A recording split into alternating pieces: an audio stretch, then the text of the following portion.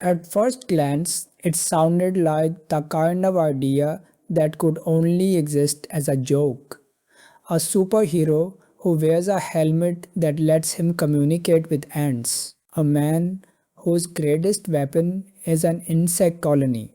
A character whose name alone seems more appropriate for a children's cartoon than a $1 billion cinematic universe. And yet, somehow, this was the gamble Marvel Studios made.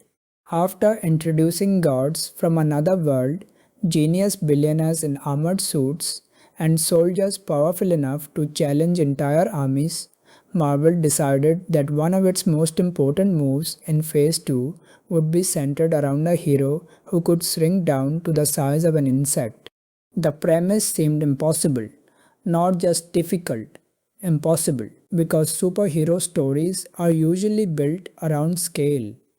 Bigger threats, bigger battles, bigger consequences. The audience expects the next villain to be stronger than the last, the next conflict to shake the universe even more violently than before. After the destruction caused by Ultron, where artificial intelligence nearly brought humanity to extinction, Marvel followed that disaster with something almost microscopic: a man fighting inside a briefcase, a battle happening on a child's toy train, a conflict where the fate of the world depends on a tiny figure moving across a miniature battlefield. On paper, it should have failed. The strange thing about Ant-Man is that its greatest weakness was also its greatest strength.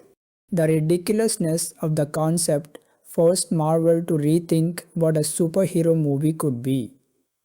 Instead of trying to compete with cosmic destruction or global invasions, the film discovered power in intimacy. It understood that a story does not become meaningful because the explosion is larger. It becomes meaningful because the person at the center has something worth protecting. Scott Lang is not introduced as a billionaire, a genius, or a legendary warrior. He is a normal man struggling to rebuild his life after making mistakes. His greatest battle is not against an army or an alien force. It is against the fear that he may never become the person his daughter believes he can be. That shift changes everything. The Ant-Man suit may look like a piece of advanced technology, but the real transformation is not physical. The suit does not create a hero, it reveals one. The shrinking ability becomes more than a visual gimmick because it reflects Scott's entire journey. A man who feels small in the world must discover that being small does not mean being insignificant. This was Marvel's most dangerous creative experiment because the character had to overcome a problem that many audiences already had before watching the movie. They were not asking, can Ant-Man save the world? They were asking something far more difficult. How can anyone take this seriously? The answer was not to hide the absurdity. The film embraced it. Instead of pretending that controlling ants was somehow naturally intimidating, it leaned into the humor, the strange imagery, and the unexpected contrast between ordinary objects and extraordinary action. A bathroom sink becomes a battlefield. A child's bedroom becomes a war zone. A toy train becomes the setting for a fight with real emotional stakes. The movie found a way to make the impossible feel believable by changing the audience's perspective. When everything becomes smaller, the details become larger. A single movement matters, a single decision matters, a single person matters, and that was exactly what Marvel needed at this moment. Phase 2 had reached the point where the universe was becoming increasingly massive, but the emotional connections were beginning to feel harder to maintain. The stakes were expanding outward, toward planets and civilizations, but Ant-Man pulled the camera back toward something more personal: family, responsibility, and redemption. The question was never whether an ant-themed superhero could defeat a villain. The real question was whether Marvel could convince audiences that a hero built around one of its strangest ideas deserved a place among legends. Because if Ant-Man worked, it would prove something important about the entire Marvel universe. A hero's value is not determined by the size of their powers, but by the size of their heart. And somehow, the smallest hero in Marvel's lineup was about to carry one of its biggest creative risks. The story of Ant-Man is not simply the story of a superhero finding his place in the Marvel universe. It is the story of a film that had to discover its own identity while carrying the weight of impossible expectations. Behind the humor, the shrinking technology, and the miniature battles was a production journey filled with uncertainty, creative changes, and one of Marvel's most unusual balancing acts. To understand why Ant-Man succeeded, we have to look beyond the surface level joke of its premise. The real story begins with a question that followed the project for years. What happens when a filmmaker's vision for a character collides with the demands of building a larger cinematic universe? For a long time, Edgar Wright's unique style was considered inseparable from the project. His version of Ant-Man carried the promise of a different kind of Marvel movie, one driven by sharp comedy, unconventional rhythm, and a very specific authorial voice. But when Wright and Marvel eventually separated over creative differences, the film entered a complicated transition period. Peyton Reed stepped into the director's chair, inheriting a concept that already had years of development behind it, while needing to reshape it into something that fit the evolving Marvel formula. That change was not just a behind the scenes adjustment, it became part of the film's identity. Ant-Man exists at the intersection of two creative approaches: the personal, eccentric energy that defined its early development, and the emotional universe building that Marvel had established across its previous films. But beneath all of those production challenges is a deeper story, one about fathers, mistakes, and the difficult process of repairing what previous generations have broken. At its heart, Ant-Man is not about a man gaining extraordinary abilities. It is about three different generations of men struggling with the consequences of their choices. Hank Pym carries the burden of a damaged legacy. Scott Lang fights to prove that his past does not define his future.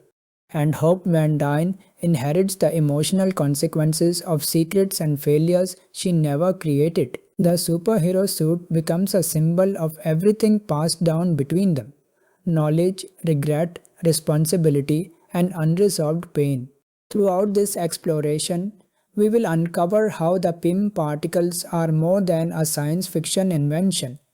They represent one of Marvel's most fascinating ideas: that changing your size can also change your understanding of the world around you. The film uses its fictional science to create a completely different visual language where ordinary environments become massive landscapes and tiny movements carry enormous consequences. We will examine how Ant-Man transforms the traditional superhero battle into a carefully designed heist story, where planning, timing, and teamwork matter more than brute force. Every object becomes a potential weapon. Every location becomes a puzzle. Every limitation becomes an opportunity for creativity. We will also explore the film's approach to quantum physics and how its introduction of the quantum realm expanded Marvel's storytelling possibilities far beyond this single adventure. What first appeared to be a small experiment would eventually become one of the most important concepts in the studio's future, because Ant-Man's greatest achievement was never becoming the biggest Marvel movie. It was proving that the smallest stories could quietly reshape the entire universe. By the time Ant-Man arrived in theaters in 2015, the Marvel Cinematic Universe had reached a fascinating turning point. The universe was bigger than ever, but for some viewers, something unexpected was beginning to happen. The same qualities that made Marvel feel revolutionary were also creating a sense of familiarity. Audiences had already watched alien invasions, battles between superheroes, and cities nearly destroyed by impossible threats. They had seen billionaires build impossible technology, ancient warriors fight for entire civilizations, and heroes carry responsibilities far beyond ordinary human experience. The scale kept increasing, but the distance between these characters and everyday life was becoming harder to ignore. Then came Scott Lang. He was not a genius billionaire who could build a suit in a cave. He was not a god trying to understand humanity. He was not a super soldier created through a government experiment. Scott was a regular person who made a serious mistake, served his time, and returned to a world that had moved on without him. His greatest challenge was not stopping a global catastrophe. It was finding a job. It was paying child support. It was convincing his daughter that he was still someone she could be proud of.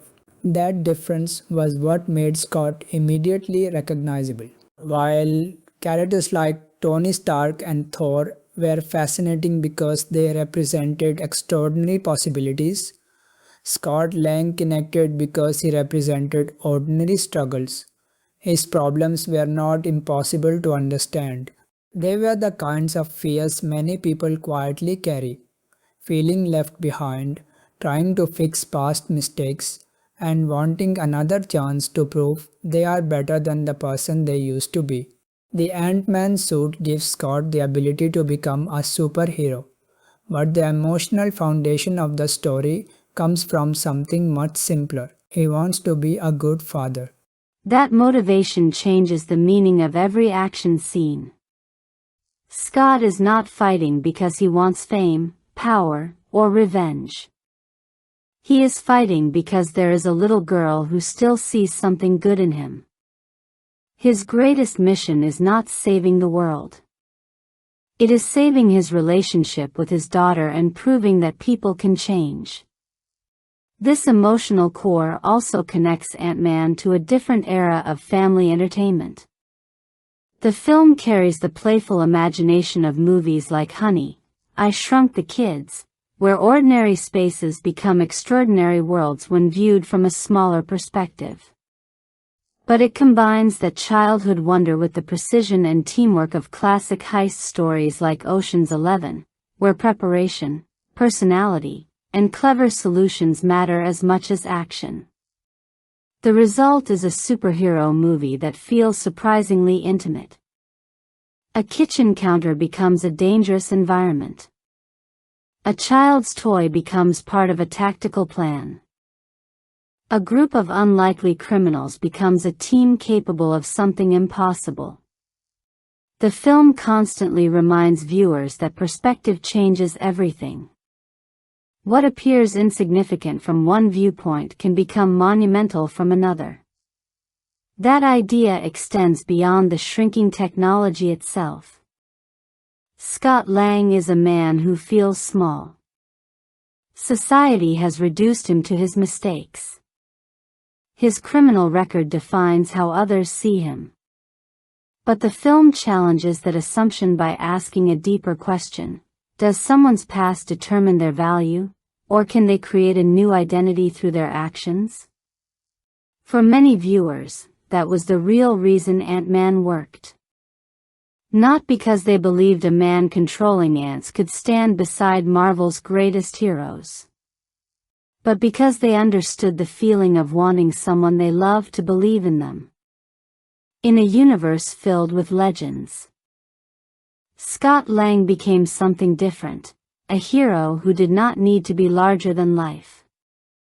He only needed to become someone worth looking up to. Long before Ant-Man became a part of the Marvel Cinematic Universe, before Scott Lang ever stepped inside the shrinking suit, and before audiences imagined a tiny hero standing alongside the Avengers, the project existed as one of Marvel's most unusual experiments. Its journey began in 2003, at a time when the idea of a connected superhero universe was still far from becoming Hollywood's dominant formula. Marvel had not yet transformed comic book storytelling into a carefully connected cinematic ecosystem. There was no established blueprint, no guaranteed audience waiting for every new character, and no expectation that even the strangest heroes could eventually become worldwide icons. Into this uncertain landscape came Edgar Wright and Joe Cornish with an ambitious idea: create an Ant-Man movie that did not simply imitate traditional superhero storytelling but approached the character from an entirely different angle. Their vision was built around contrast. Ant-Man was never naturally intimidating. Unlike characters with overwhelming strength or cosmic abilities, his power came from changing perspective. A man who could shrink to microscopic size created opportunities for comedy, creativity, and visual invention. Wright understood that the unusual nature of the character was not a problem to solve. It was the entire reason the film existed. For nearly a decade, Wright and Cornish developed their version of the story, refining a script that focused heavily on the idea of identity and legacy. Their approach treated Ant-Man less like a conventional superhero origin story and more like a character-driven adventure. Instead of beginning with a hero already destined for greatness, the film would explore a flawed person slowly discovering why he deserved the opportunity to become one. That approach reflected Wright's filmmaking style. His movies often revolve around ordinary people trapped in extraordinary situations, combining sharp comedy with emotional vulnerability. His storytelling relies on rhythm, visual details, and carefully constructed moments where humor and action become connected. An Edgar Wright Ant-Man movie promised something very different from what audiences expected from a Marvel production. But the same quality that made the project exciting also created the central challenge. Marvel Studios was changing rapidly. By the time Ant-Man moved closer to production, the Marvel Cinematic Universe had become one of the most carefully connected storytelling projects in modern entertainment. Individual films were no longer isolated experiences. Each movie had to contribute to a larger narrative, introduce future possibilities, and fit within an expanding universe that included characters, events, and consequences from previous installments. This created a creative tension between two different philosophies. Wright's approach was built around creating a distinct film with its own personality. Marvel's approach was focused on maintaining a consistent universe where every story existed as part of something larger. Neither vision was unreasonable. The conflict came from trying to combine two very specific identities into one project. The longer Ant-Man developed, the more difficult it became to balance these priorities. Wright had spent years imagining a very particular version of the movie, while Marvel needed a film that connected naturally with the larger MCU structure. The differences eventually became impossible to overcome. In 2014, just before production was scheduled to begin, Edgar Wright departed the project due to creative differences. For a movie that had been associated with him for more than 10 years, the departure created enormous uncertainty. Losing a director after such a long development process could have easily damaged the entire production. Many projects never recover from that kind of transition because the original creative identity becomes impossible to replace. But Marvel decided to continue. The challenge facing the studio was not simply finding someone who could direct Ant-Man. It needed a filmmaker who could preserve the heart of the character while adapting the movie into the evolving MCU. That filmmaker was Peyton Reed. Reed brought a different perspective to the project. Known for his ability to balance comedy, character relationships, and mainstream entertainment, he understood that Ant-Man's greatest strength was not the unusual superhero concept itself. It was the emotional foundation underneath it. During this transition, the screenplay also evolved through additional contributions from writers including Adam McKay and Paul Rudd. Their involvement helped reshape aspects of the story, particularly strengthening Scott Lang's emotional journey and focusing the film around themes of family, redemption, and responsibility. The result was not a simple continuation of Wright's original vision, nor was it a complete rejection of what came before. Instead, Ant-Man became a product of creative evolution, a movie shaped by years of development, conflicting ideas, and the challenge of finding balance between personal expression and franchise storytelling. That complicated history became part of the film's identity. Because in many ways, Ant-Man's production mirrored the story it was trying to tell. A character built from old mistakes had to discover a new purpose. A project built from years of changing ideas had to find its own identity. And a movie about transformation had to undergo a transformation of its own before it could finally reach the screen. By the summer of 2015, Ant-Man entered theaters carrying something unusual for a Marvel production: genuine uncertainty. For years, Marvel Studios had built a reputation that seemed almost impossible to challenge. The company had transformed characters that once seemed difficult to adapt into global successes. Iron Man had become a cultural phenomenon. The Avengers had changed the way Hollywood approached interconnected storytelling. Guardians of the Galaxy had proven that even a team of relatively unknown cosmic characters could become a mainstream hit. But Ant-Man felt different. Unlike previous Marvel releases, this film arrived surrounded by questions rather than confidence.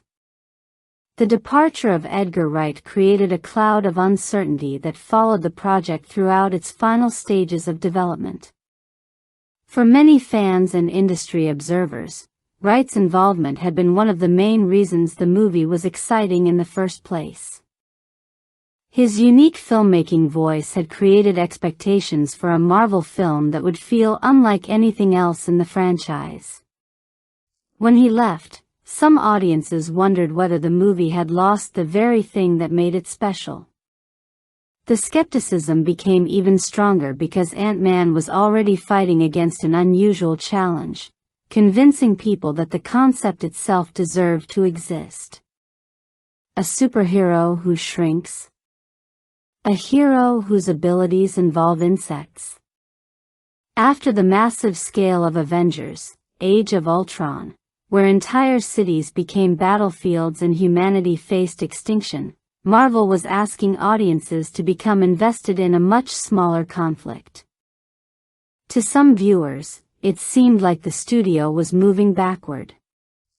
The industry began questioning whether Marvel's winning formula had finally reached its limit. Could audiences continue showing up for every new character? Could a lesser-known hero carry an entire movie? Could a film built around comedy and a miniature-scale adventure compete in a summer crowded with massive blockbusters? Some predictions suggested Ant-Man could become Marvel's first major disappointment. But Marvel's response was not to pretend those doubts did not exist. Instead, the marketing campaign leaned directly into what made the film different.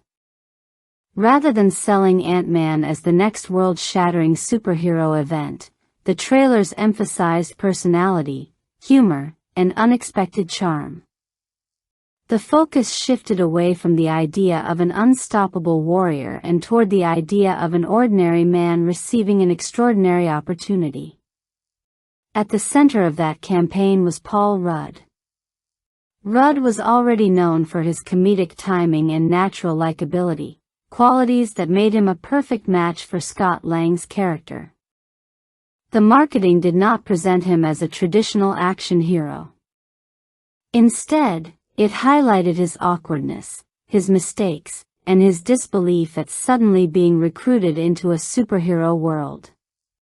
That approach was important because Scott's appeal came from the fact that he did not immediately belong in this universe. He was not someone who looked at the Ant-Man suit and saw destiny. He saw a problem. He saw danger. He saw something completely ridiculous.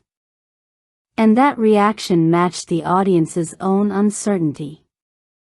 The trailers also emphasized another defining element of the movie, the heist structure. Instead of focusing entirely on large-scale battles, Ant-Man was presented as a clever, smaller adventure built around a team working together to accomplish an impossible mission. This was a smart marketing decision because it gave audiences a clearer understanding of what kind of Marvel film they were getting. The movie was not trying to compete with the destruction of previous Avengers stories. It was offering something different, a superhero story with the rhythm of a crime film, the humor of a family comedy, and the imagination of a science fiction adventure. The campaign essentially transformed the film's potential weakness into its biggest selling point. The strange idea became the hook. The smaller scale became the identity. The humor became the invitation. There was also a larger purpose behind Ant-Man's release timing. As the final chapter of Marvel's Phase 2, the film served as an unusual kind of ending. After stories involving alien armies, artificial intelligence, and global destruction, Ant-Man brought the universe back down to human level. It was an epilogue built around a single family. A story about one man trying to become better. A reminder that behind all the technology and battles, the Marvel Universe was ultimately powered by personal choices. That positioning helped Ant-Man occupy a unique space within the franchise. It was not designed to leave audiences with the same feeling as an Avengers finale. It was designed to close a chapter quietly, almost unexpectedly, while introducing ideas that would later become far more important. The movie's journey to release reflected its own central theme. It was underestimated. It was questioned. It was viewed as too strange to succeed. But sometimes the ideas that appear the least likely to work are the ones that reveal something new about what audiences actually want. And in a universe built on impossible heroes, Ant-Man's greatest challenge was proving that even the smallest one could still matter. Before Ant-Man introduces Scott Lang, before the shrinking technology becomes a weapon, and before a new hero inherits the legacy of the suit, the film begins by looking backward. The opening sequence takes us to 1989, a moment when the world of advanced technology and superhero secrets was still hidden beneath the surface. Inside a SHIELD facility, audiences are introduced to a younger Hank Pym, a brilliant scientist who carries himself with the confidence of someone who knows he is years ahead of everyone around him. This version of Hank is not the tired, isolated man we meet later. He is powerful, respected, and fiercely protective of his discoveries. The scene immediately establishes one of the film's most important ideas: knowledge can be just as dangerous as any weapon. The Pym particles are not simply another piece of futuristic technology.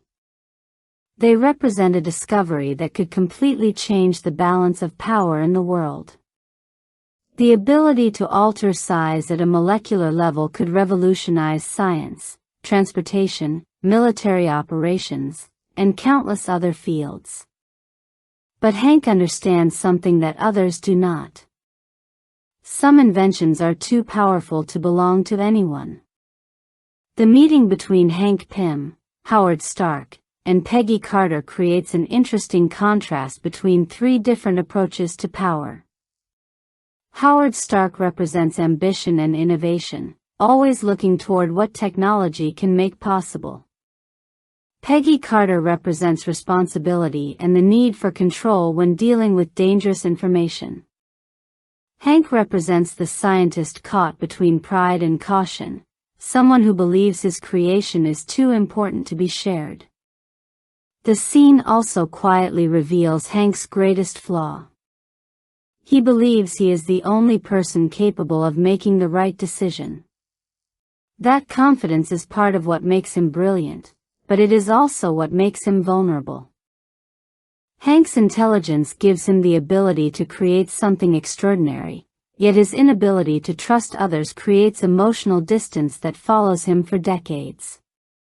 The film then makes a dramatic shift. From a world of hidden laboratories and revolutionary science, Ant-Man moves to a much more familiar reality, a prison release. Scott Lang walks out of San Quentin prison carrying nothing except a small amount of personal belongings and the weight of his past. The contrast between Hank's world and Scott's world could not be greater. Hank is a man who created something powerful but lost control of his life. Scott is a man who wants to regain control but has very little power left. His biggest obstacle is not the law anymore. It is what comes after. The film avoids presenting Scott's release as a simple second chance. Instead, it shows the frustrating reality of trying to rebuild a life after making a mistake. Society may say someone deserves another opportunity, but opportunities are much harder to find when employers, institutions, and people continue judging someone by their worst moment. Scott quickly experiences that reality. Even with his intelligence, skills, and determination, his criminal record follows him everywhere. His attempt to find stable work leads him to Baskin-Robbins, where the situation becomes almost painfully ordinary. Instead of being rejected by a supervillain or defeated by an impossible challenge, Scott's first major setback comes from a workplace policy. The world does not need a superhero to defeat him. It simply refuses to let him move forward. This moment is important because it establishes Scott as the opposite of many traditional superhero protagonists. His conflict begins not with extraordinary circumstances, but with everyday struggles. He is not fighting for humanity. He is fighting for the chance to be part of his own life again. And at the center of that struggle is Cassie. Scott's daughter is the emotional foundation of his entire journey. His relationship with her is complicated because his past mistakes have created distance between them, but Cassie still sees something in him that the rest of the world has forgotten. She does not see a criminal. She sees her father. That perspective becomes the one thing Scott cannot afford to lose. His former wife, Maggie, and her new partner, Paxton, represent the difficult reality he faces. They are not simply obstacles standing between Scott and his daughter. They represent the consequences of his previous choices. Scott may believe he has changed, but rebuilding trust requires more than good intentions. It requires consistency. It requires time. It requires proving that change is real. This is what separates Scott's journey from a typical superhero origin story. The transformation does not begin when he puts on the suit. It begins when he accepts responsibility for what he has already broken. The Ant-Man's suit will eventually give Scott extraordinary abilities, but the foundation of his heroism is established long before that moment. His first mission is not becoming powerful. It is becoming dependable. And that is why the film begins not with a battle, but with a man trying to earn his way back into his daughter's life. Because before Scott Lang can become the smallest hero in the Marvel Universe, he must first prove that he can handle the most important role he has ever had, being a father. Scott Lang's journey toward becoming Ant-Man does not begin with a mysterious prophecy, a government recruitment, or a moment where the universe chooses him as a hero. It begins with a bad decision. After struggling to find work and rebuild his relationship with Cassie, Scott reaches a point where desperation begins to outweigh caution. He knows returning to his old life of crime could destroy everything he is trying to fix, but the world around him has left him with very few options. The irony is that Scott's greatest mistake comes from the same place as his greatest strength. He wants to provide for the people he loves. This is where Luis enters the story. Scott's old friend brings a completely different energy into the film. While Ant-Man deals with themes of regret, responsibility, and second chances, Luis approaches life with unstoppable optimism. His storytelling style becomes one of the movie's most recognizable comedic elements because it transforms ordinary information into a full performance. Luis does not simply explain what happened. He recreates it. His exaggerated expressions, dramatic pauses, and unnecessary details turn simple conversations into miniature adventures. Through his perspective, even a criminal opportunity becomes something almost legendary. The humor comes from the contrast between the seriousness of the situation and Luis's inability to tell a story without adding his own unique flavor. But beneath the comedy, Luis also serves an important narrative purpose. He represents the people Scott has around him, imperfect individuals trying to survive in an imperfect world. They are not master criminals or dangerous villains. They are people looking for opportunities in a system that does not always give them many. The job that eventually leads Scott to Hank Pym's mansion seems simple: break into a wealthy man's house and steal a valuable item. But the film immediately turns this familiar crime setup into something unexpected. Instead of presenting the robbery as a high-tech operation with advanced equipment and professional criminals, Ant-Man creates a fascinating contrast between old-fashioned skill and futuristic technology. Scott does not enter the mansion with a team of experts using impossible gadgets. He relies on practical experience, improvisation, and basic problem solving. His tools are simple. His methods are creative. His success comes not from having the best resources, but from understanding how to use what is available. This makes the discovery of Hank Pym's vault even more surprising. Behind a normal-looking home exists technology that feels decades ahead of anything the world has seen. The film creates a sharp contrast between appearance and reality. The mansion seems ordinary, but hidden inside is one of the most powerful scientific discoveries in existence. That contrast reflects Hank Pym himself. He appears to be an aging man living quietly away from the world, but beneath that surface is someone who once possessed technology capable of changing history. When Scott finds the Ant-Man suit, he does not understand what he has discovered. He does not see a legendary piece of superhero history. He sees an unusual object that might have value. The audience, however, understands the significance immediately. This creates dramatic irony. Scott thinks he has found a score. He has actually found a responsibility. The moment he puts on the suit changes everything. The bathtub sequence is one of the film's most effective examples of transforming a ridiculous concept into something visually and emotionally convincing. The idea of a grown man shrinking inside a bathroom could have easily become nothing more than a comedy scene. Instead, the film treats the experience with genuine intensity. For Scott, there is no sense of control. The transformation is terrifying. His body begins changing without his understanding of what is happening. The familiar environment around him suddenly becomes enormous. Water becomes overwhelming.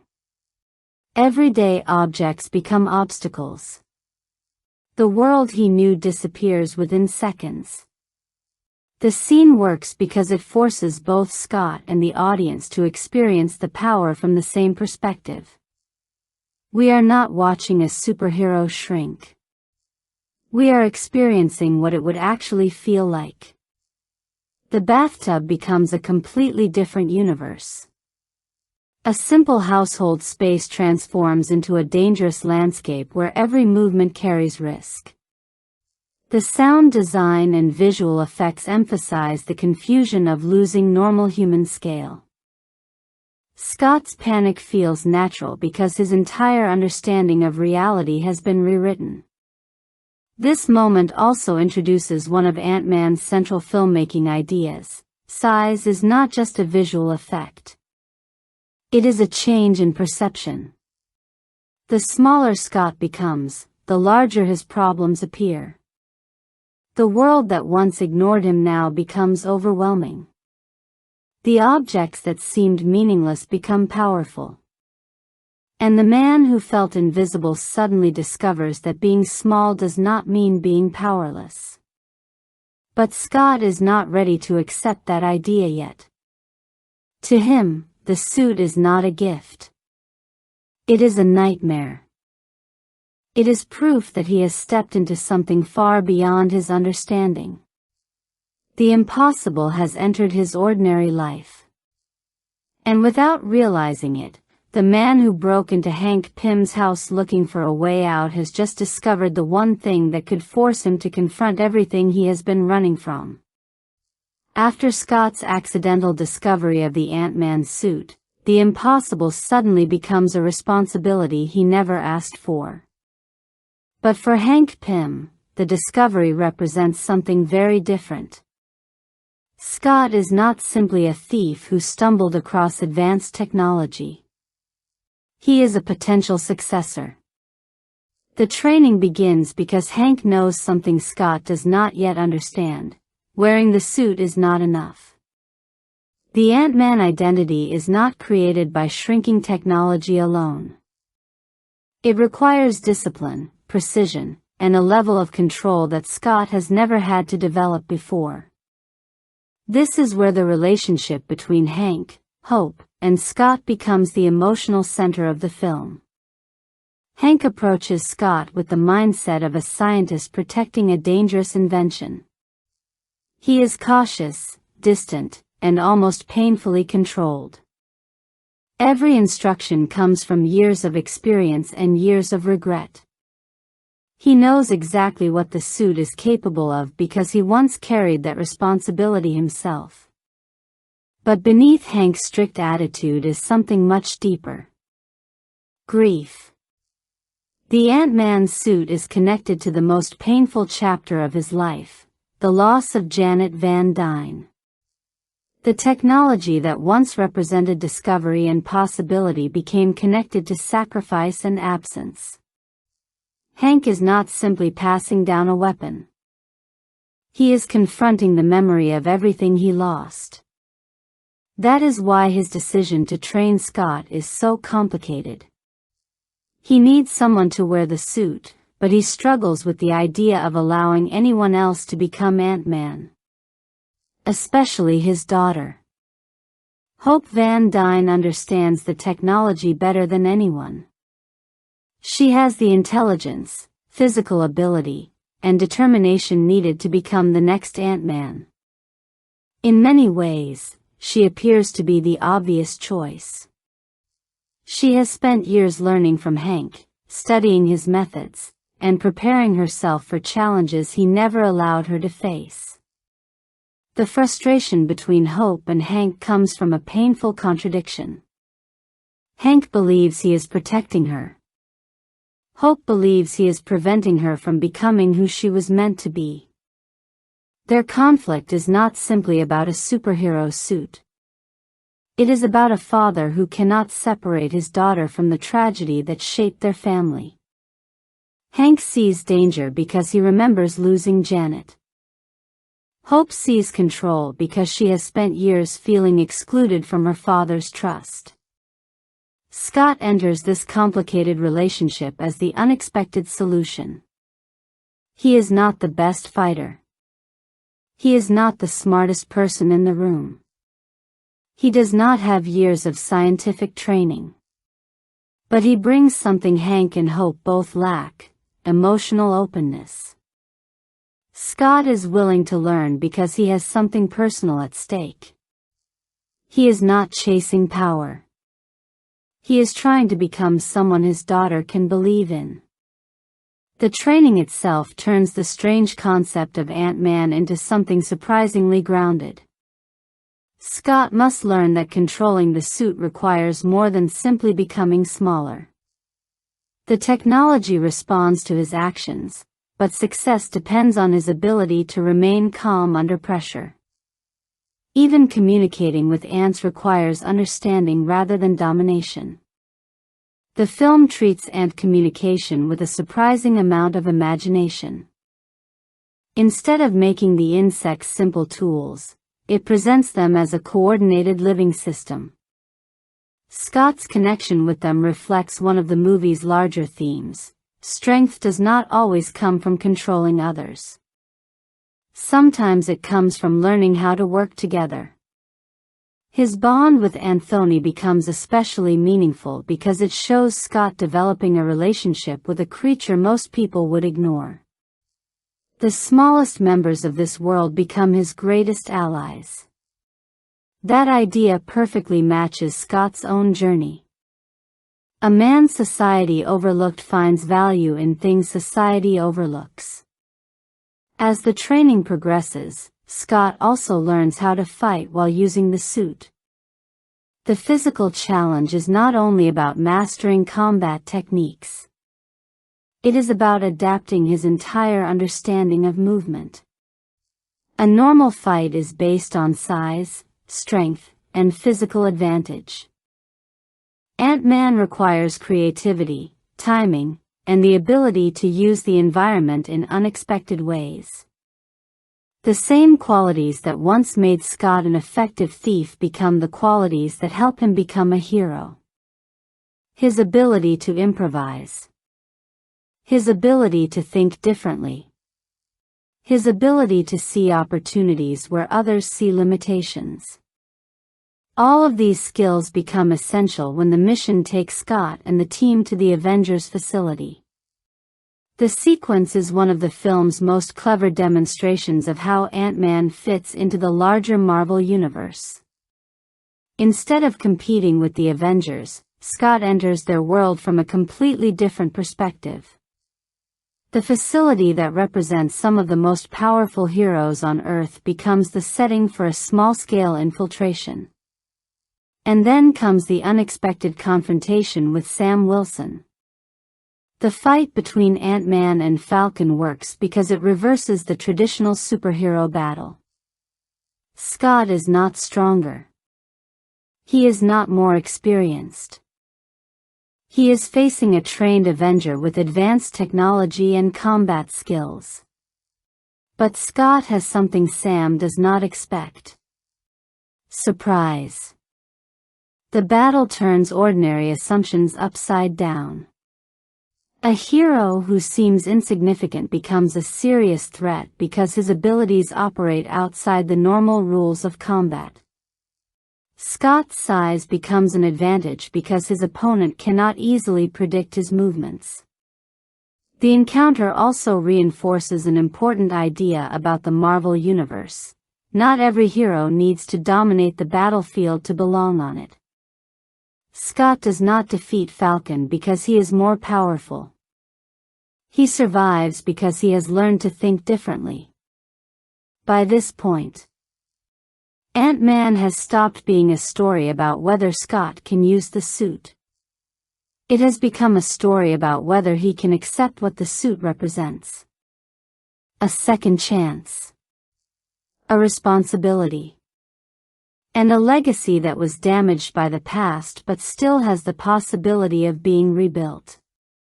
The mission that began as a personal redemption story slowly transforms into something far more dangerous. At first, Scott Lang's journey is about proving himself worthy of a second chance. The threat appears manageable: protect the Ant-Man technology, stop it from falling into the wrong hands, and prevent Hank Pym's greatest invention from becoming a weapon. But the deeper Scott enters Hank's world, the more he discovers that the danger was never only about the suit. It was about what people would do with the power behind it. That threat takes physical form through Darren Cross. Unlike Scott, who sees the Ant-Man suit as an unwanted responsibility, Cross sees Pym technology as the future of warfare. His obsession with recreating Hank's discovery is not driven by curiosity or scientific progress. It is driven by ambition. He does not want to understand the technology. He wants to own it. The creation of the Yellow Jacket suit represents the dark reflection of Ant-Man. Both suits are based on the same scientific breakthrough. Both allow a human being to manipulate size. Both give ordinary people extraordinary abilities. But the difference is the person inside. Scott receives power and slowly learns humility. Cross receives power and allows his ego to consume him. The film makes this contrast clear through the physical and psychological effects of Pym particle exposure. During his experiments, Cross repeatedly uses the unstable technology without the protective safeguards that Hank originally developed. The result is not just a physical transformation. It begins affecting Cross's mind. His obsession becomes increasingly unpredictable. His confidence turns into paranoia. His desire to surpass Hank becomes something closer to a personal addiction. The tragedy of Darren Cross is that he represents what Hank feared all along. A brilliant person discovering something powerful but lacking the emotional control to understand its consequences.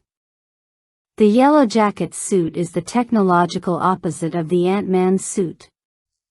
Where Scott's suit emphasizes creativity and adaptability, Cross's version is designed for destruction. It is more aggressive, more militarized, and built around the idea that shrinking technology should be used as a weapon. The suit itself reflects its creator. Ant-Man is about using power responsibly. Yellow Jacket is about forcing power onto the world. This conflict becomes even more significant when Hank finally reveals the truth about Janet Van Dyne. For most of his life, Hank has carried the pain of losing his wife while keeping the details hidden. To Scott and Hope, the disappearance was always a mystery. But the reality is far more tragic. Janet was not simply lost. She sacrificed herself. During a mission involving a Soviet nuclear threat, Janet entered a dangerous state known as the quantum realm to disable a missile that could have caused unimaginable destruction. In order to save countless lives, she crossed the boundary that separated their world from a place beyond normal understanding. And she never returned. The revelation changes the way we understand Hank. His anger, isolation, and refusal to let hope with the suit were not simply signs of stubbornness. They were the actions of a man trapped by grief. Every time he looked at the technology, he was reminded of the person he lost because of it. The Ant-Man suit was not just a piece of equipment. It was a memory. A reminder of love. A reminder of failure. This confession also transforms Hope's relationship with her father. For years, she believed Hank's refusal to trust her came from a lack of confidence in her abilities. But the truth is more painful. Hank was not protecting the suit from Hope. He was protecting Hope from becoming another Janet. The emotional conflict between them gains a new layer because both characters were right in different ways. Hope deserved to be trusted. Hank had experienced a loss that made trust terrifying. The revelation of Janet's disappearance also expands the film's scale in an unexpected way. Until this moment, Ant-Man appears to be a story about corporate theft and technological espionage. The conflict revolves around stopping Cross from selling the Yellow Jacket technology. But the stakes suddenly become much larger. If PIM particles fall into the wrong hands, they are not simply a business advantage. They are a global security threat. A technology capable of changing size could allow weapons to bypass traditional defenses. It could create soldiers impossible to detect. It could completely transform modern warfare. The small-scale world of Ant-Man suddenly connects to the same larger dangers that define the Marvel Universe. Yet the film maintains its focus on personal consequences. The greatest threat is not only what Yellow Jacket can do. It is what happens when someone like Darren Cross gains access to unlimited power without understanding responsibility. This is where Scott's journey becomes even more important. He is not chosen because he is the smartest person available. He is chosen because he understands what it means to care about something beyond himself. Hank built the technology. Janet sacrificed herself because of it. Cross wants to control it. But Scott has the one quality that neither genius nor ambition can create. A reason to use power for someone else. The midpoint crisis of Ant-Man reveals that the real battle was never about size. It was always about perspective. The question is not who can become the biggest threat. It is who can be trusted when given the ability to become anything. The final act of Ant-Man brings together every idea the film has been building since the beginning. The conflict that started with a man trying to rebuild his life now reaches a point where personal responsibility and global consequences become impossible to separate. Scott Lang entered this story looking for a second chance. Now he has to prove that he deserves one. The final confrontation begins at the PIM Tech building, where Darren Cross prepares to complete his transformation into Yellow Jacket. The location itself represents everything Cross believes in: corporate power, technological domination, and the idea that innovation exists only to create an advantage over others. It is the complete opposite of Hank Pym's original philosophy. For Hank, science requires responsibility. For Cross, science creates ownership. The battle between Ant-Man and Yellow Jacket becomes a physical representation of these opposing ideas. On the surface, it appears to be a simple superhero fight between two characters with similar abilities. But the film uses their powers to create a completely different kind of action sequence. Instead of relying only on strength, the fight becomes about perspective. Size constantly changes the rules. A massive object becomes a weapon. A tiny space becomes a battlefield. A harmless environment becomes a place of extreme danger. This is where Ant-Man separates itself from traditional superhero confrontations. Most superhero battles are designed around escalation, larger enemies, bigger explosions, and greater destruction. But Ant-Man finds excitement by changing the audience's understanding of scale. The world itself becomes unpredictable. This idea reaches its most creative expression during the fight involving Thomas the Tank Engine. At first, the image seems completely absurd. Two miniature superheroes battling around a child's toy train. Yet the scene works because the film fully commits to the reality of its own concept. From Scott's perspective, the toy is not a toy anymore. It becomes a massive machine capable of causing destruction. The sequence perfectly captures Ant-Man's unique visual language. The ordinary becomes extraordinary. The familiar becomes dangerous. The smallest details become important. The humor comes from the contrast, but the tension comes from treating the situation seriously. The film understands that comedy does not weaken the action.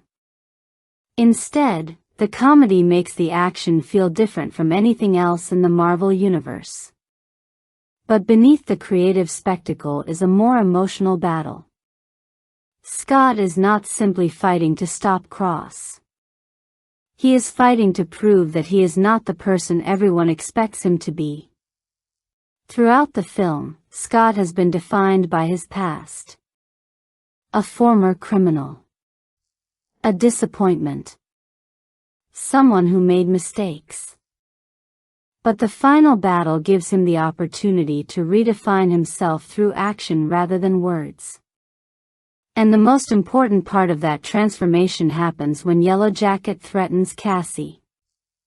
The conflict returns to the place where Scott's journey began, his role as a father. The battle inside Cassie's bedroom is especially meaningful because it transforms a child's personal space into the final battlefield. Earlier in the film, Cassie represented the reason Scott wanted to change. Now she becomes the reason he refuses to fail. The room is filled with symbols of childhood imagination, toys, decorations, and familiar objects, but the danger within it is completely real. The film creates a powerful contrast between innocence and destruction. A place designed for comfort becomes the location where Scott must make the ultimate sacrifice. To defeat Yellow Jacket, Scott realizes that normal methods will not work. He cannot overpower Cross. He cannot outmatch the technology. He has to go beyond the limits of what the Ant-Man suit was designed to do. Scott makes the decision to shrink beyond the safe limit and enter the quantum realm. This moment is the true completion of his transformation. Earlier, shrinking represented fear. It represented losing control. It represented becoming powerless. But now Scott chooses it willingly. He embraces the very thing that once terrified him because saving someone else matters more than protecting himself. The journey into the quantum realm is one of the film's most visually mysterious moments. The scale changes completely as Scott moves beyond the microscopic world into a reality where normal physics no longer applies. Time, space, and perception become uncertain.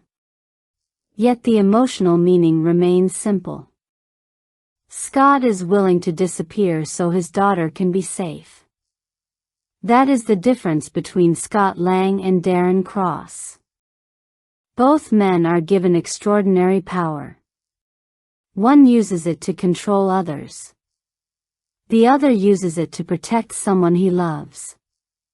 The quantum realms sequence also transforms the meaning of Hank's technology. What once represented loss becomes a possibility.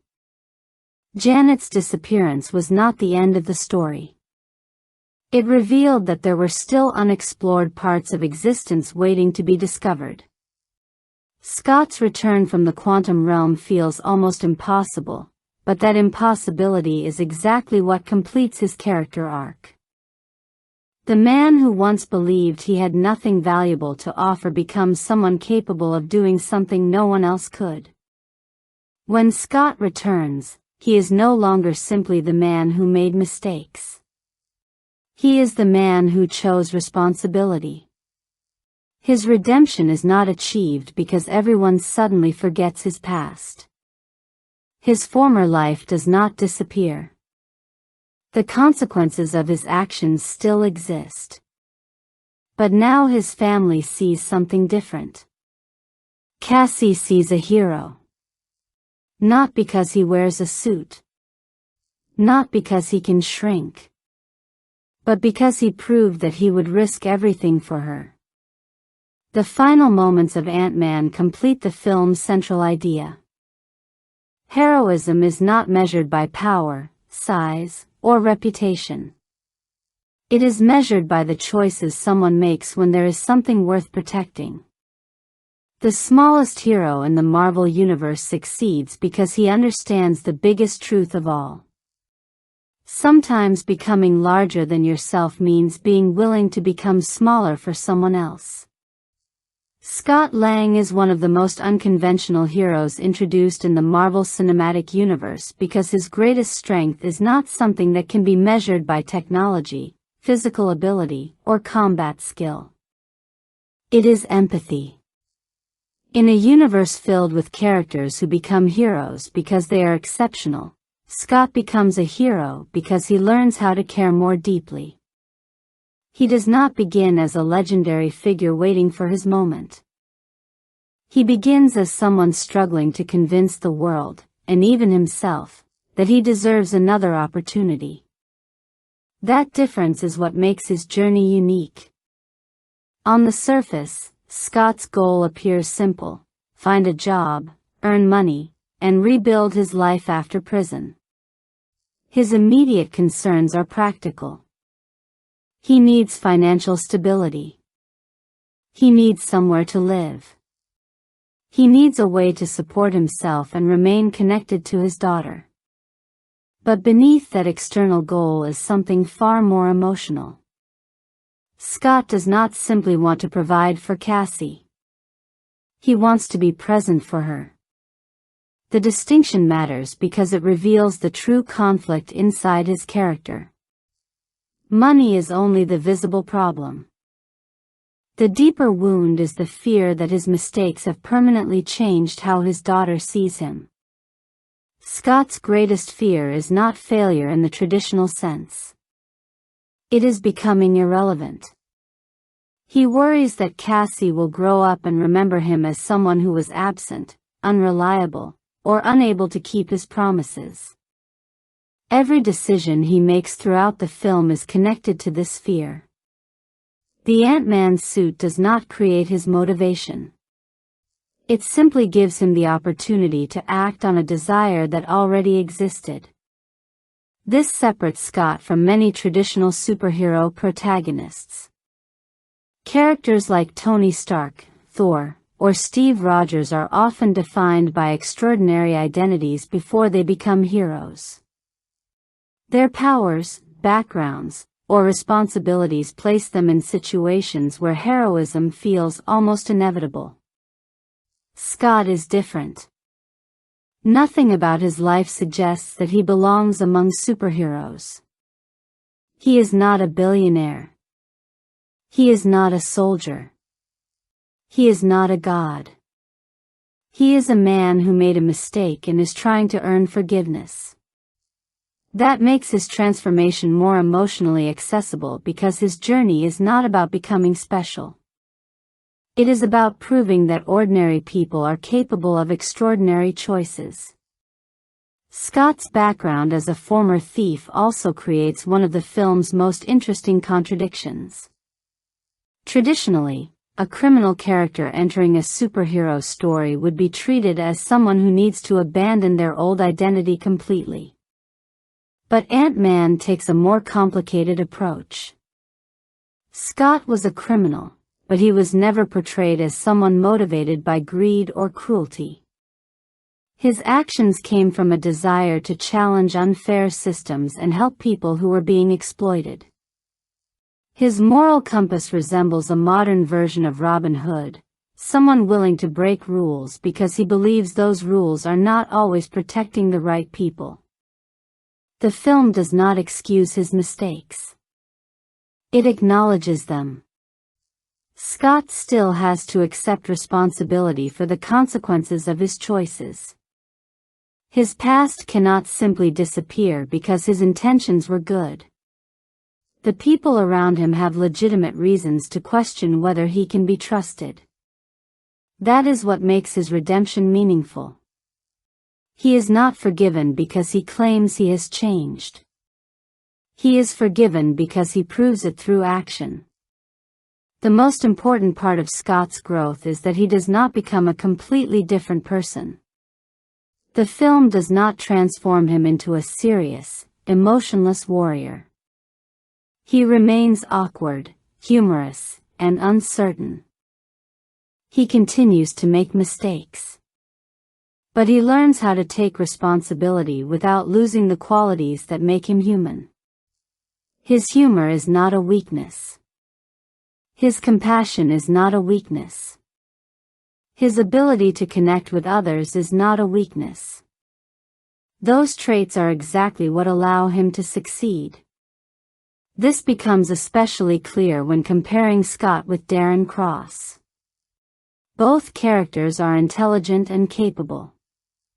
Both gain access to revolutionary technology. Both have something to prove. But their motivations separate them completely. Cross seeks power because he believes achievement will finally validate him. Scott seeks redemption because he wants someone else to be safe. Cross sees people as obstacles. Scott sees people as reasons to keep fighting. The Ant-Man's suit amplifies this difference. It does not make Scott powerful because it gives him abilities. It makes him powerful because it forces him to rely on qualities he already possesses. His success comes from creativity, patience, teamwork, and understanding the environment around him. He wins because he thinks differently. He adapts. He improvises. He finds solutions where others see limitations. In many ways, Scott's ability to shrink perfectly represents his character. He is a man who has been overlooked by society, someone others have dismissed because of his past. But the film constantly challenges the assumption that being unnoticed means being unimportant. Scott proves that significance does not come from appearing larger than everyone else. It comes from understanding what truly matters. By the end of his journey, Scott does not become a hero because he escapes his past. He becomes one because he accepts it. He recognizes the mistakes he made, learns from them, and chooses to become someone better. That is what makes Scott Lang different. His greatest power was never the ability to become Ant-Man. His greatest power was the ability to become the person his daughter always believed he could be. Darren Cross is one of Ant-Man's most interesting antagonists because his greatest weakness is not a lack of intelligence, strength, or ambition. It is the desperate need to prove that he matters. At first glance, Cross appears to be a traditional corporate villain. He is ambitious, ruthless, and determined to acquire technology that could change the world. He represents the familiar danger of someone who wants unlimited power. But beneath that ambition is a much more personal wound. Darren Cross is a man searching for approval. Specifically, he is searching for approval from Hank Pym. The relationship between Hank and Cross reveals one of the film's most important themes: the damage created when knowledge is passed down without emotional guidance. Hank is not simply Cross's former mentor. He is the closest thing Cross had to a father figure. For years, Cross looked up to Hank, studied his work, and wanted to prove that he was worthy of standing beside him. But Hank never truly accepted him. Where Scott receives a second chance from Hank, Cross receives distance and rejection. That difference shapes both men. Scott begins his journey believing he has something to prove because of his mistakes. Cross begins his journey believing he has something to prove because someone he admired refused to see his value. The result is two completely different responses to insecurity. Scott searches for redemption. Cross searches for validation. The tragedy of Darren Cross is that his desire is understandable. Everyone wants recognition. Everyone wants to feel that their efforts have meaning. Cross's intelligence and dedication are real. He is not successful by accident. He spends years studying PIM particles, developing technology, and trying to recreate something that many believed was impossible. But his need for approval gradually transforms into obsession. Instead of asking whether his creation should exist, he focuses only on whether he can create it. Instead of wondering what the technology could do for humanity, he thinks about what it can do for his reputation. This is where Cross becomes a dark reflection of Hank Pym himself. Both men are brilliant scientists. Both struggle with pride. Both believe their intelligence gives them the ability to control dangerous discoveries. The difference is that Hank eventually understands the consequences of unchecked ambition. Cross never reaches that point. He remains trapped in the desire to prove himself, even as the technology begins destroying him. The PIM particles become a physical representation of his psychological collapse. Because Cross uses an unstable version of the technology without the necessary protection, his experiments begin affecting his mind. The film suggests that the exposure contributes to his increasing instability, creating a tragic connection between his greatest achievement and his downfall. The very invention he believes will make him superior begins taking away his ability to think clearly. This adds another layer to Cross's character. He is not simply corrupted by power. He is damaged by his pursuit of it.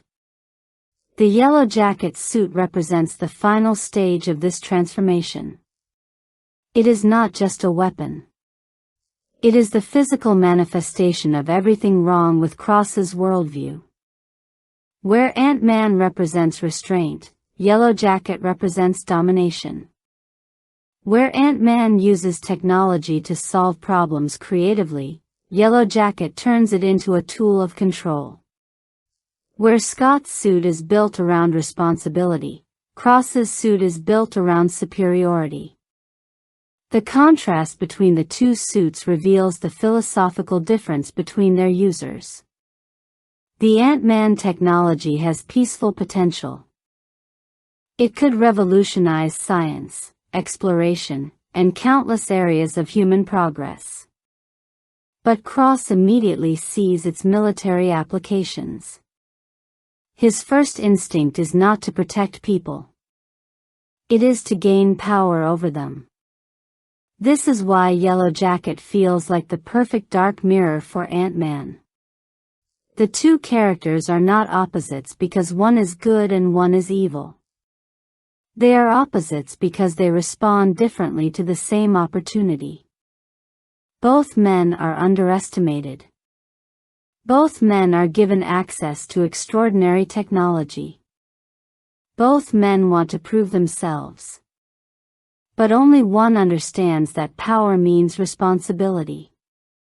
Cross's greatest tragedy is that he never truly wanted to become a monster. He wanted to become someone important. He wanted Hank Pym to finally look at him and acknowledge that he was enough. But because he tied his entire identity to that approval, losing it destroyed him. The more Hank rejected him, the more desperate he became. The more desperate he became, the more dangerous he became. By the time he puts on the Yellow Jacket suit, Darren Cross is no longer trying to earn respect. He is trying to force the world to recognize him. That is what makes him such a compelling antagonist. His downfall is not caused by a lack of talent. It is caused by talent without emotional balance. He has the intelligence to create something extraordinary, but not the wisdom to understand why it should exist. In the end, Cross becomes the very thing Hank feared most, a brilliant person with access to limitless power and no ability to control the person using it. The tragedy of Darren Cross is that he was not destroyed because he was incapable of greatness.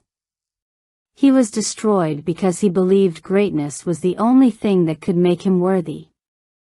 Although Scott Lang is the person wearing the Ant-Man suit, the emotional structure of the film is built around the people who surround him. Ant-Man's supporting characters are not simply there to assist the hero or provide moments of humor. Each one represents a different response to failure, responsibility, and the complicated process of moving forward. At the center of that emotional network is Hope Van Dyne. From the beginning, Hope appears to be the person most naturally suited to become Ant-Man. She understands the technology better than Scott. She possesses the physical ability required for the mission. She has spent years training, studying, and preparing herself for situations that Scott is only beginning to understand. In many ways, Hope is already the hero the film needs. The problem is that the person standing in her way is the person who loves her most. Hank Pym's refusal to allow Hope to wear the suit is not based on a lack of faith in her abilities. In fact, the opposite is true. Hank knows exactly how capable she is, which is why the idea of losing her terrifies him. His decision comes from trauma, not logic. After losing Janet, Hank becomes trapped between love and fear. He cannot separate the danger of the Ant-Man technology from the memory of the person he lost while using it. Every risk reminds him of his greatest regret. But protecting someone can become another form of control. Hank believes he is keeping Hope safe, yet his secrecy creates the exact distance he is trying to avoid. By refusing to trust her with the truth, he prevents their relationship from healing. His protective instincts become another source of pain. This is what makes Hank such a complicated character. He is not wrong to fear the technology. He is not wrong to understand the risks. But he is wrong to believe that fear gives him the right to make every decision for someone else. Hope's journey is therefore not about proving she is capable. She has already proven that. Her journey is about gaining the freedom to choose her own path. The emotional conflict between father and daughter reflects one of the film's larger ideas about legacy. Hank wants to preserve what remains of the past, while Hope wants the opportunity to create something new. She does not want to replace Janet or erase what happened. She wants to stop living in the shadow of that loss. By the end of the story, Hope's importance extends beyond being Scott's partner in the mission. She becomes the bridge between Hank's old world and the future. She understands the technology, understands the risks, and understands the emotional damage caused by keeping everything hidden. If Scott represents redemption, Hope represents independence. She is someone who has spent years waiting for permission to become who she already is. Hank Pym, meanwhile, remains one of the film's most fascinating examples of a flawed mentor. His intelligence is undeniable, but his personality is shaped by contradictions. He creates revolutionary technology yet hides it from the world. He values responsibility yet struggles to trust others. He wants to protect his family yet damages his relationships through secrecy. His greatest weakness is not arrogance alone. It is the belief that carrying the burden by himself is the same as protecting others. That mindset isolates him. It prevents him from accepting help and prevents those closest to him from understanding what he truly feels. Hank is a man who has spent years trying to control the consequences of his past, but control cannot replace healing. This is where Scott becomes an unexpected influence on him. Scott does not approach the Ant-Man legacy with Hank's fear or Cross's ambition. He brings something completely different: humanity. His willingness to admit uncertainty reminds Hank that responsibility does not require perfection. Sometimes it requires trust. Balancing these heavier emotional conflicts are Luis, Dave, and Kurt, who provide the film with its unique sense of warmth and personality. The trio could have easily existed only as comic relief, but they serve a much more important function. They keep Scott connected to his ordinary life. While Hank and Hope operate within a world of advanced science and superhero responsibility, Luis and his friends represent the everyday reality Scott is trying to protect. They are not elite agents. They are not highly trained fighters. They are regular people using whatever skills they have to survive. Luis especially becomes one of the film's strongest sources of energy. His storytelling style, enthusiasm, and complete confidence create moments of comedy, but his importance goes beyond jokes. Luis believes in Scott before Scott fully believes in himself. That friendship matters because Scott's journey depends on people seeing potential in him. Dave and Kurt add another layer to the group dynamic by showing that Scott's old life was not defined only by his mistakes. These characters are imperfect, but they are loyal. They represent the idea that people can come from complicated backgrounds and still choose to do something meaningful. Together, the group creates a balance that defines Ant-Man's tone. Hank brings the weight of history. Hope brings determination and intelligence. Luis, Dave, and Kurt bring humor and humanity. Scott stands between all of them, learning from each perspective. That combination is what allows Ant-Man to avoid becoming just another superhero origin story. Its characters are not divided into heroes and helpers. They are people carrying different forms of regret, fear, and hope. The film's greatest victories do not come from one person becoming powerful. They come from damaged people learning that they do not have to carry everything alone. At its smallest scale, Ant-Man is a story about a father trying to keep a promise to his daughter. At its largest scale, it is a story about humanity wrestling with knowledge powerful enough to reshape civilization. The remarkable achievement of the film is that it never treats these ideas as separate.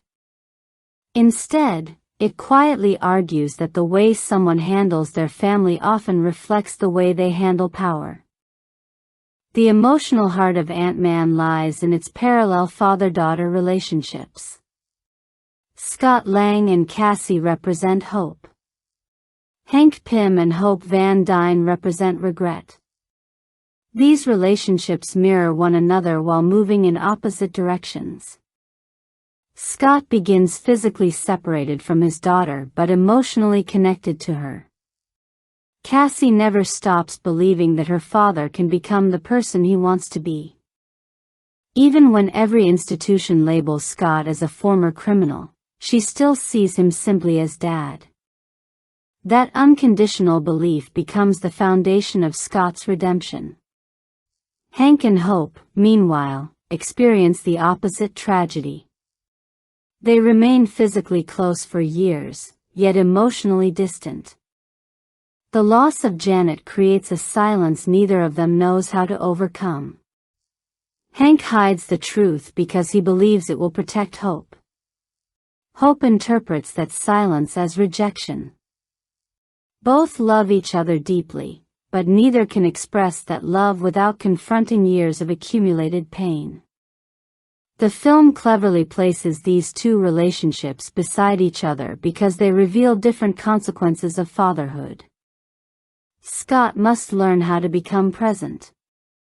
Hank must learn how to let go. Neither lesson is easy. Both require vulnerability rather than strength. This focus on fatherhood also transforms Ant-Man into a surprisingly thoughtful story about second chances. Superhero films often portray redemption through spectacular acts of sacrifice or impossible victories. Ant-Man takes a quieter approach. Scott's redemption begins long before he saves the world. It begins the moment he decides that rebuilding trust matters more than taking shortcuts. The film recognizes that rehabilitation is far more complicated than simply completing a prison sentence. Society tells former prisoners they deserve another opportunity, yet it frequently places obstacle after obstacle in front of them. Scott discovers that employers reject him, financial stability remains out of reach, and even spending time with Cassie depends on proving himself repeatedly. The system says he has paid his debt. Reality tells him otherwise. That tension gives Scott's story an authenticity rarely explored in superhero cinema. His greatest enemy at the beginning is not Darren Cross.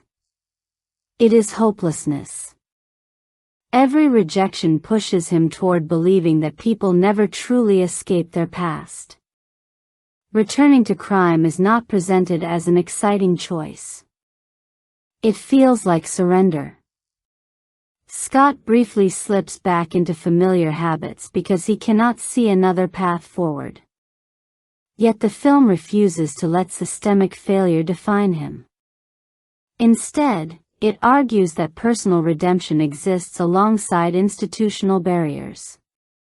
Scott cannot immediately change how the world sees him, but he can change the choices he makes within it. Heroism is not the reward for becoming perfect. It is the result of continually choosing responsibility despite disappointment.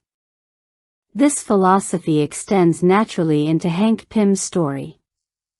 Unlike Scott, Hank's mistakes were never criminal. They were moral. He isolated himself, kept dangerous secrets, and believed that only he possessed the wisdom to control revolutionary technology.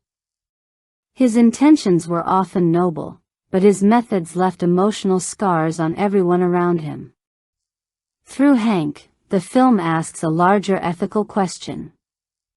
What responsibility accompanies scientific discovery? The Pym particles symbolize more than fictional physics. They represent every breakthrough capable of transforming society for better or worse. Their value does not exist only in what they can accomplish. Their danger lies in who gains control over them. Hank understands this lesson because he has already witnessed how governments and corporations view revolutionary science. To military organizations, the particles promise strategic superiority. To corporations like Pym Technologies under Darren Cross, they represent limitless profit. In both cases, scientific discovery becomes separated from ethical responsibility. That separation creates the film's central warning. Knowledge itself is neither heroic nor villainous. People decide what it becomes. This is why Darren Cross ultimately fails where Scott succeeds. Cross sees the technology as an opportunity to expand his influence. Scott sees it as a responsibility that must be carried carefully. One measures success through domination. The other measures success through protection. Legacy therefore becomes the invisible thread connecting every major character. Hank inherits scientific brilliance but struggles to pass it forward without passing along his fears.